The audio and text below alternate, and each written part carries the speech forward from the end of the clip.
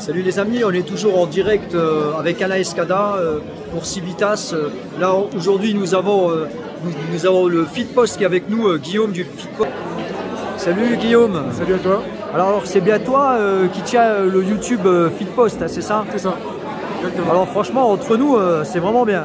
D'accord, merci. C'est bien éclairé, on apprend plein de choses. Je voulais vous demander quelque chose par rapport au discours d'Alain Escada, vous en pensez quoi? Je trouve que c'est un excellent discours sur plusieurs points. Premièrement, sur la question de la résistance effectivement aux restrictions sanitaires et toutes ces choses qu'on a subies depuis 2 ans. C'est absolument essentiel et c'est surtout très rassembleur, parce qu'il y a beaucoup de Français effectivement qui subissent ces choses depuis très longtemps. Et voilà, cet aspect-là du discours est très intéressant.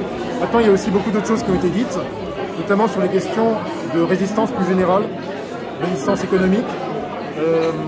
La question aussi communautaire, l'organisation communautaire, le fait de s'organiser entre personnes qui pensent bien, entre catholiques bien sûr, mais aussi d'une façon générale entre dissidents, comme dit Alain. Il y a beaucoup d'aspects qui m'ont beaucoup plu à ce niveau-là, et ce sont des idées effectivement que j'adopte moi-même. Donc voilà, je suis très content d'être venu et je souscris totalement à son discours. Merci Guillaume. Je voulais savoir aussi, donc toi tu fais, c'est hebdomadaire ou c'est journalier? C'est tous les jours que tu sors une vidéo? C'est quand j'ai le temps, quand j'ai le temps tout simplement. Des fois c'est hebdomadaire, des fois un peu plus long. Des fois c'est presque tous les jours, ça dépend. Vraiment. Je mettrai le lien justement du Fitpost sur cette vidéo. Avec plaisir. Vous venez d'où Guillaume? Je suis originaire d'Alsace, de la région de Strasbourg. Vous êtes déjà allé en manifestation citoyenne Gilets jaunes à Strasbourg? Oui, je suis allé à quelques manifs des Gilets jaunes à l'époque.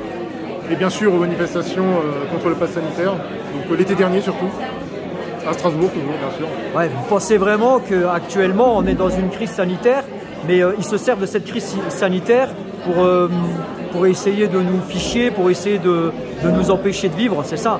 Bien sûr, et je pense alors qu'il y a 2 aspects. Il y a une espèce de coercition qui s'est mise en place et qui habitue les gens effectivement à se soumettre à des ordres absurdes, à des situations absurdes. Il y a aussi l'autre côté d'habituer les gens effectivement à ce fichage, à ce traquage, ce traçage plutôt effectivement numérique.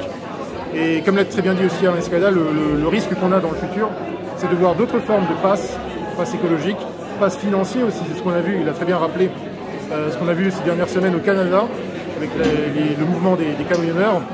C'est pour moi vraiment le risque qui arrive dans les prochains temps, et même déjà bientôt, c'est la tyrannie financière. C'est le fait qu'avec les choses qui vont se mettre en place, notamment au niveau de la Banque Centrale Européenne, on va passer à une nouvelle étape de cette répression, de cette surveillance généralisée.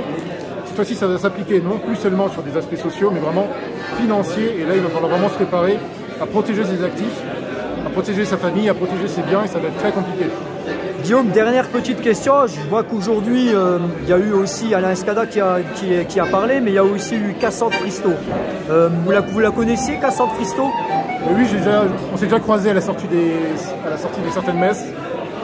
Donc je la connaissais un petit peu avant, oui. Vous en pensez quoi de cette pancarte? De la fameuse affaire, alors... En fait, je trouve que c'est un jugement extrêmement injuste qui lui a été fait, le procès qui lui a été fait est extrêmement injuste, puisqu'on l'a qualifié effectivement de colibé habituel, donc on l'a accusé en gros d'antisémitisme, ce qui pour moi n'était pas justifié, puisque effectivement la pancarte en elle-même n'avait rien d'antisémite. Il suffisait de voir effectivement les noms qui étaient cités, la plupart n'étaient pas juifs, je crois, de mémoire. Mais ça, c'est pas très important. La vraie raison, à mon avis, pour laquelle on s'est attaqué à Cassandre, c'est parce que tout simplement elle incarnait effectivement cette France qui résiste, qui refuse de se soumettre effectivement à ces dictats, à cette police de la pensée, de la mauvaise pensée surtout. Et donc de ce point de vue-là, je suis extrêmement solidaire de ce qu'elle a subi et très admiratif aussi de la droiture avec laquelle et du courage avec lequel elle a résisté à tout ça. Voilà. Ben merci Guillaume. Écoute, je te souhaite bon retour chez toi. Et puis continue comme ça avec le Fitpost. Ça fait vraiment plaisir de voir qu'il y a des gens qui utilisent les médias pour véhiculer cette vérité. Ben, je t'en prie, merci beaucoup et merci à toi. À bientôt.